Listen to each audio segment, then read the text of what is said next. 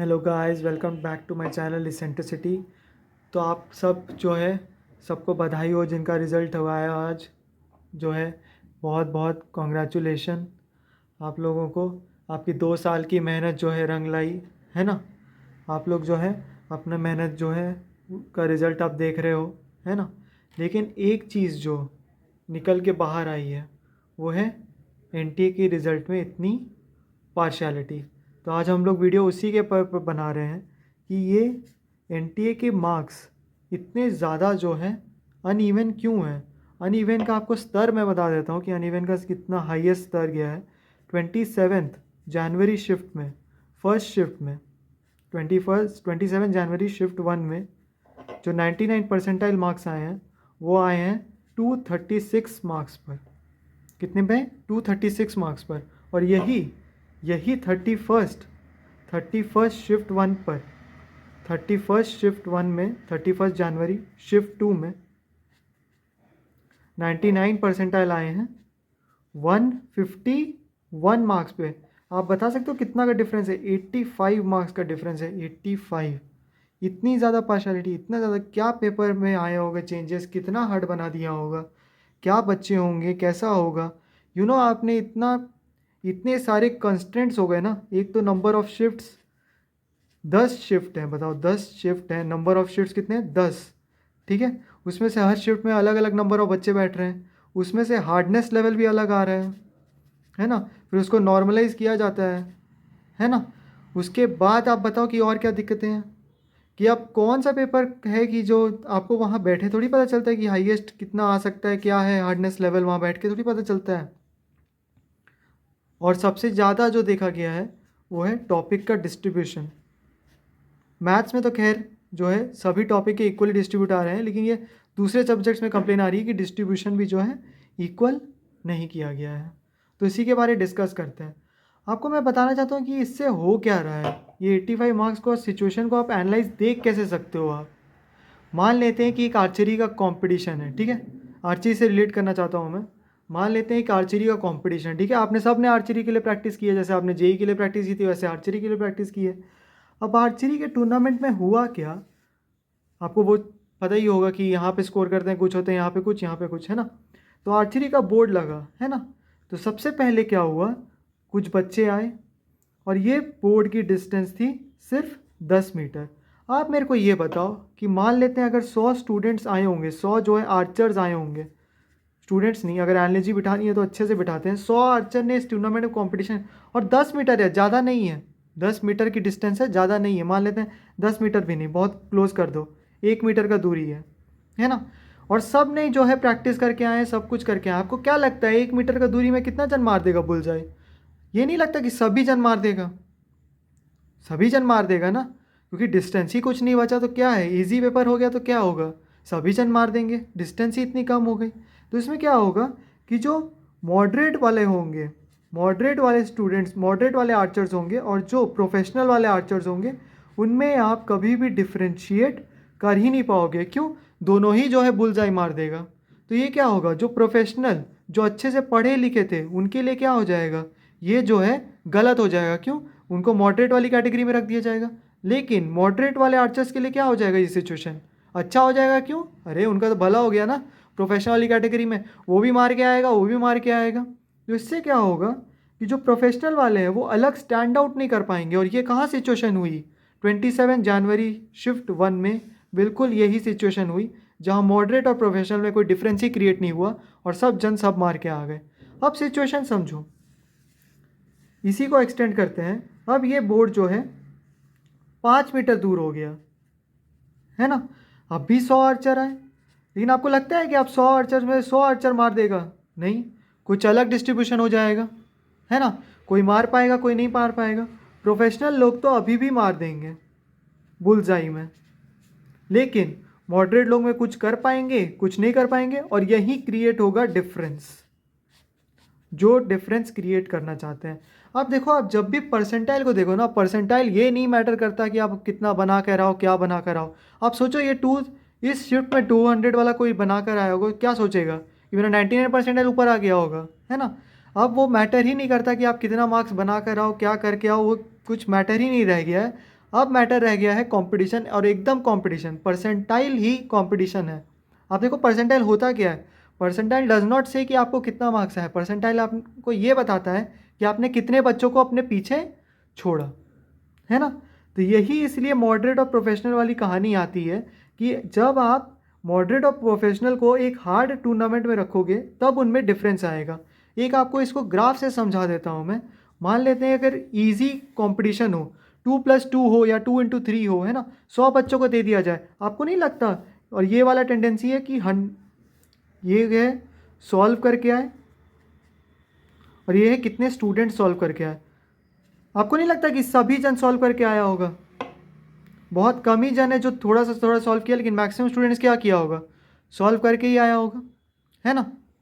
अब ये था इजी, वेरी इजी। आप डिफ्रेंशिएट नहीं कर पाओगे कौन अच्छा है कौन बुरा है, कौन जो है ख़राब है ना।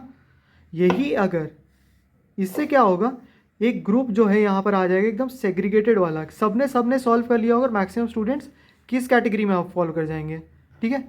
अब इसको एक बैक से समझाता हूँ, ग्राफ से तो ठीक से नहीं आ रहा, बैक से समझाता हूँ। ये जो है सॉल्व करके आए हैं और ये जो है नहीं सॉल्व करके आए हैं। मैं बोल सकता हूँ मैक्सिमम स्टूडेंट सॉल्व करके जाएंगे, ये वाला इजी टू इजी, 2x2 पूछा होगा, 2x3 पूछा होगा, तो सबके सब इसी कैटेगरी में भर गए होंगे, तो नॉट सॉल्व वाली कोई कैटेगरी में आया ही नहीं, तो क्या होगा, सबके सब क्या क्या आंक दिया जाएगा, बराबर ही है। आप लोग में क्या डिफरेंस है, आप लोग तो बराबर ही हो। यही अगर इंटीग्रेशन डिफ्रेंशिएशन पूछ दिया जाए तो इसमें क्या होगा, कोई होंगे सॉल्व 100% वाले, कोई होंगे सॉल्व 80% वाले, कोई होंगे सॉल्व 40% वाले, कोई होंगे सॉल्व नॉट सॉल्व वाले। तो इसमें क्या होगा, कुछ बच्चे इस कैटेगरी में होंगे, कुछ बच्चे इस कैटेगरी में होंगे, कुछ इसमें, तो एक डिफ्रेंशिएटिंग पैरामीटर आ जाएगा, यानी उनमें हम लोग डिफ्रेंशिएट कर पाएंगे, जो कि हुआ सेकंड इसमें 31 जनवरी शिफ्ट 2 में। लेकिन ये वाली सिचुएशन कैसी हो गई, ईजी हो गई। तो ये किसके लिए आता है पेपर, अब देखो ये आर्चरी वाली सिचुएशन से ही हम लोग जो है डील करते हैं। आर्चरी वाली सिचुएशन में हमें पता ही नहीं है कि वो कहाँ आने वाला है, 1 मीटर आने वाला है कि 5 मीटर आने वाला है, हम क्या है आँख में ब्लाइंड फोल्ड करके गए हैं। आपको पेपर, आप देखो कोई टीचर भी अगर पेपर सॉल्व करता है ना, तो उसको भी अपना सब्जेक्ट का पूरा देख कर मालूम चलता है कि ईजी है कि टफ है, और आप लोग तो स्टूडेंट साइड हो, आप लोग कैसे वहाँ बैठ के पता चलेगा कि ईजी है कि टफ है ना। तो अब बस एक ही स्ट्रैटेजी रह गई है, वो स्ट्रैटेजी जो है जो काम करेगी वो है कि मोस्ट क्वेश्चन बना कर आओ आप, मोस्ट क्वेश्चन।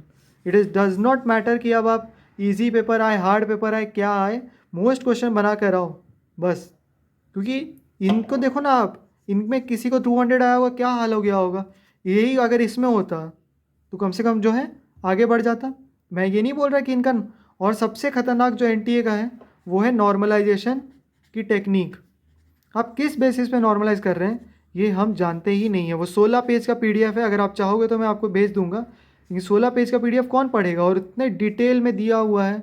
अरे भाई आप जो है इतना जो है काम करने से बेटर जो है आप इन शिफ्ट्स को कम कर दो और हार्डनेस लेवल इक्वल कर दो, सब अपने आप जो है काम हो जाएगा। बेमतलब का इतना डेटा एनालिसिस, आप देखो पढ़ने के लिए पहले इतना पढ़ रहे हैं, और जब पढ़ भी ले रहे हैं फिर जाके फिर ड्रामा हो रहे हैं। मेहनत भी किए वहाँ पे, मेहनत करके भी आए, फिर उसके बाद भी खेल है।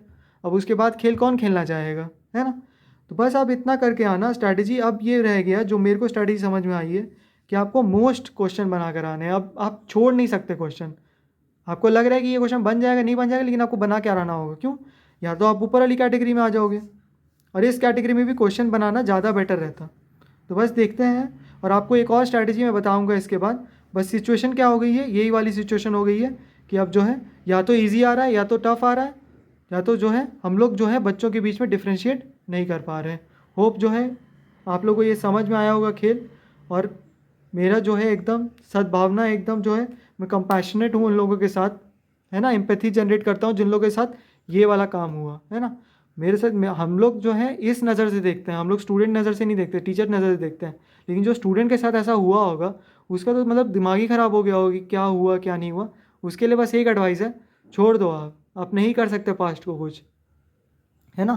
पास्ट को आप कुछ बदल ही नहीं सकते, तो उसको सोचना ही छोड़ दो। ऐसा तो नहीं है कि सोच के हम लोग बदल देंगे, सोच के बदल देते तो सोचते हैं, अब सोचना छोड़ दो आप। 12th वाले जो है बोर्ड्स पे ध्यान दो, और जो है बाकी जो है 13th वाले, और थोड़ा थोड़ा बस एक स्ट्रैटेजी और आपको बता देता हूँ, कुछ मत करो, अब आप कुछ मत करो, 15 question daily physics, chemistry, maths बनाओ, ठीक है। इसके पीछे आप जाके देखो कि एनालिसिस क्या क्या किए हैं। एनालिसिस मतलब क्या, आप एक टाइम दो, 15 क्वेश्चन बनाओ फिजिक्स केमिस्ट्री मैथ्स, ठीक है। उसके बाद आप ऐसा नहीं है सॉल्व करके बैठ जाओ जो है घर में, जो है आराम से एकदम फरमा के बैठ जाओ, नहीं। आप क्या करो, ईच सब्जेक्ट की ऐसी आप लेके आओ 15, प्रीवियस ईयर ही बनाना है, कोई और जो है बेकार मत बनाना, कोई मतलब नहीं रह गया, प्रीवियस ईयर क्वेश्चन इतने हो गए, कोई मतलब नहीं रह गया बाकी पेपर्स का। तो आप क्या करना, 15 कोई और क्वेश्चन का, तो बाकी क्या करना, आप 15 जो है प्रीवियस ईयर क्वेश्चन बनाना, फिजिक्स के, केमिस्ट्री के, मैथ्स के, कितने हो गए 45, है ना। 45 क्वेश्चन बनाना है, और आपको रात को 1 घंटा क्या करना है, रात को आपको 1 घंटा बैठ के कुछ नहीं करना भाई, बस ये करना कि आप उसको एनालिसिस कर लेना।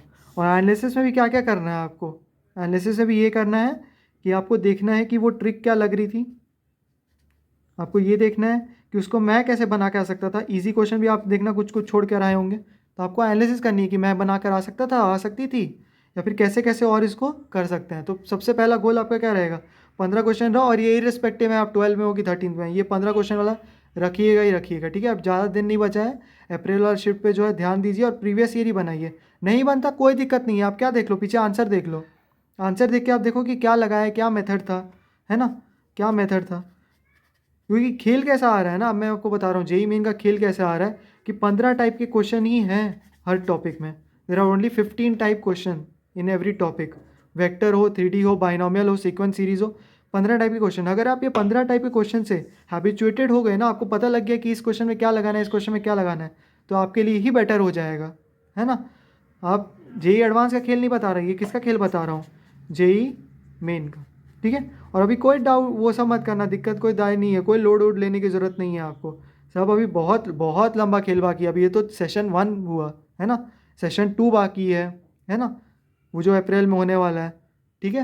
अभी बहुत लंबा खेल है, एडवांस भी है, फिर बिट साइड ये सब वगैरह भी है ना। तो उतना जो है डिसहार्टेड मत होना, अपना आराम से एकदम लाइट हेडेड रहो, और मेहनत करते रहो यार, मेहनत करते रहो आप लोग, है ना, कोई दिक्कत नहीं है। All the best.